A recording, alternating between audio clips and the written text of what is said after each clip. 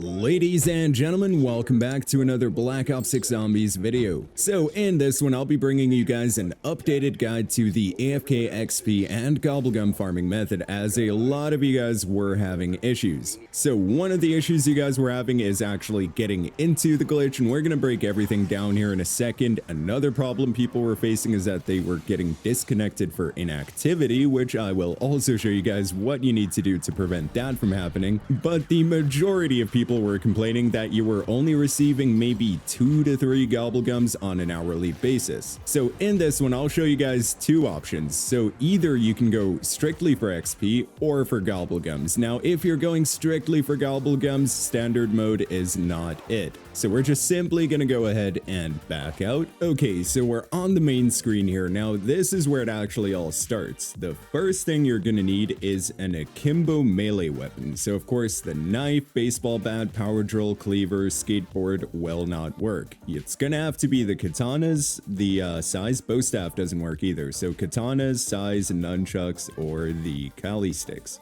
For this example, we're just going to go with the size.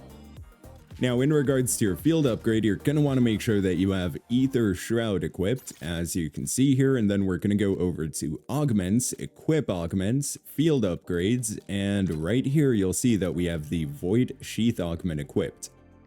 This augment says, swap to your dedicated melee weapon as it's imbued with Dark Ether energy. Kills allow you to stay in Dark Ether, or in Ether Shroud for longer. So yeah, you want to make sure that you have this equipped. Another option, I mean, I have Extension. We could actually swap over to Extra Charge. This just means that if you do mess up, you have an extra attempt before you have to refill Ether Shroud. So yeah, just make sure you have Void Sheath. In terms of your weapon, you can bring whatever you want, lethal and tactical. You can take whatever as well. I do recommend going with smokes though, as it's going to make one of the steps a bit easier. Okay, so now all we're going to do is, instead of loading up a game of standard mode, we're going to go to directed, solo, and Liberty Falls. Okay, I'll see you guys once we're there. And there we go. Welcome back to Liberty Falls. As you can see in the top right of our screen, we are currently in directed mode. So we went through the entire setup. Once again, make sure you have an akimbo weapon and make sure that you have Ether Shroud with the Void Sheath augment. Now again, we're doing directed mode since we're prioritizing Gobblegum farming. So if you're only going for Gobblegums, make sure you're playing in directed mode. If you're going only for XP, then standard mode is the best bet. Okay, so what we're gonna do now here is actually farm up enough essence to get through the first few doors. So in the meantime, let's just have a quick word from today's sponsor. Whether you're looking to unlock the Black Ops 6 Mastery camos or grind them out in easier lobbies, you should definitely check out today's sponsor, Mitch Cactus. As the biggest and most reliable in Call of Duty, Mitch Cactus offers services on all platforms. Browse their website and you'll find multiple discounted offers available, and with my code HYPNO, you'll get an extra discount on your order. Thank you again to Mitch Cactus for sponsoring this video. Okay, so we are now moving on to round 3 after we kill this zombie here. There we go. So now in terms of which side of the map to go through, I recommend going through here and actually gaining access to the bowling alley. You can also go ahead and shoot this little metallic thing right there, you know, so that we can actually start turning the valve. Then we're going to get this door opened up right here as soon as we have enough essence, and we're basically going to go through the bank. That's the route we're going to take. It doesn't matter which route you take, this is just how I prefer to do it when I'm doing this glitch. But yeah, in the end, before getting into the glitch, we're going to have to make sure that all doors are actually open, or at least the main doors. The zips don't really matter in my experience, it's only the doors. So like, these doors have to be open, the barrier back there has to be open, and of course, you know, all the way to Pack-a-Punch and all that stuff. But now that we have some essence, we can actually get that door opened up. Hold on, let's kill that zombie. There we go, some extra essence right there. Then we're going to get this door opened up, and right here, we're also going to open this. So make sure that the bank is completely open. All 3 doors need to be open, so 1, 2, and 3. Okay, now we're going to come around to Lily's Flower Pot Shop, and we're going to pick up that water valve. From here, we're going to start farming up more essence to gain access to the cemetery.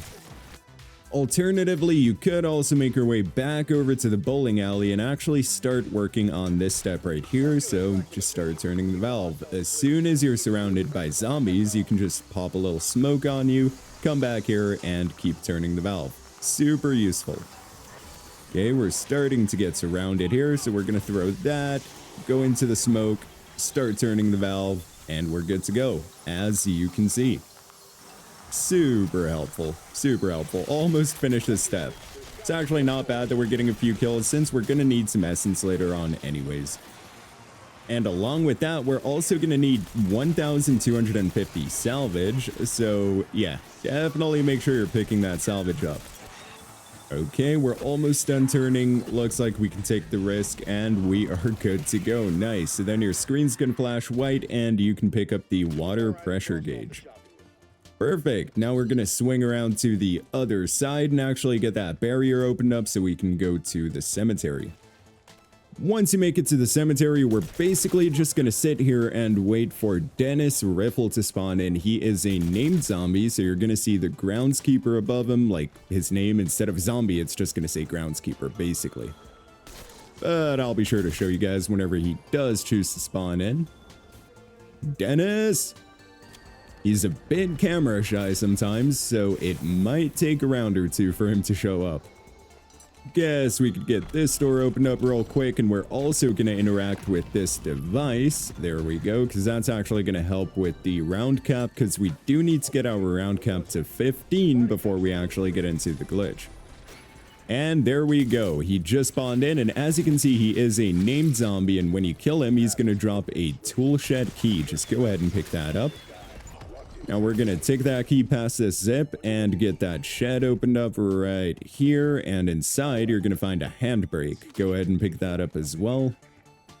Okay, now we're going to make our way over to Ollie's comic book store, since we have more than enough salvage to actually craft up a little mangler arm cannon. Okay, so we're basically just going to use that mangler arm cannon to get this gate opened up right here, and then you'll notice these piles of rubble or debris. Just keep opening them until you find the electrical wires. We actually got it first try. Nice. Yoink, there we go. Got the jet gun. Wonderful. Okay, so now we need to work on actually getting 1,000 salvage so we can craft up a monkey bomb, which is my preferred tactical to use while in the AFK glitch. And of course, we're going to have to get through a few rounds to actually make it to round 15. Or the round cap to 15. Pretty sure you also need to grab these LTG parts. So yeah, let's just grab all three and actually craft the LTG. You don't need to do the boss step though, so you don't actually need to use the LTG. Just craft it. Okay, now we can pull that one in. Just made it to round 10 as well. We're also going to get this barrier opened up back here. Once again, make sure that all the main doors on the map are actually open, which they are. Yeah, the only thing that's closed for us right now is zips, and zips don't really seem to matter. So yeah, once again, make sure all the doors or main doors are open, and that's going to prevent you from getting kicked for inactivity. Okay, now we're going to pull in the final part. There we go. Now, in regards to perks, the only perk you want to avoid is Melee Macchiato, because Melee Macchiato is going to make it super hard to actually get into the glitch. So I recommend, honestly, just having Jug and maybe Quick Revive for Dying Wish in case anything goes wrong. There we go. Craft this bad boy. Grab that. Okay, so now I'm pretty sure we'll make it to round cap 15. Still says round cap 14 at the top right, but that's just because we haven't actually made it to round 14 yet, so just give me a second to farm up a few rounds. Okay, we have enough for that monkey bomb, so let's just quickly head down here and tactical monkey bomb. Okay, or symbol monkey. Yeah. Okay, got the ether canister. Okay, come on, walk into the trap, dude. Walk into that trap. Come on. Dude, stop shooting at us with your damn cannon. There we go. Much better. Place that right there. And there we go. Okay, so all you need to do is place one of them. And as you can see on the top right of our screen, it says our round cap is now at 15. So we did it. We did it, boys. Okay, let's go over to the bank. So once again, at this point, make sure that you have your monkey bomb, you have everything you need, and all we're going to do now is flip to 15. That's basically it, and make sure you're in the bank when you actually flip. Okay, that should be the last few zombies. Yes, okay, wait, that's the last zombie right here. There we go. Is that going to flip us to round 15? Yes, it will. Okay, so now all we're going to do is pause, save and quit, and then we're going to load back in. So just give me a second here. Okay, Liberty Falls, round 15. As you guys saw, let's load back into that game.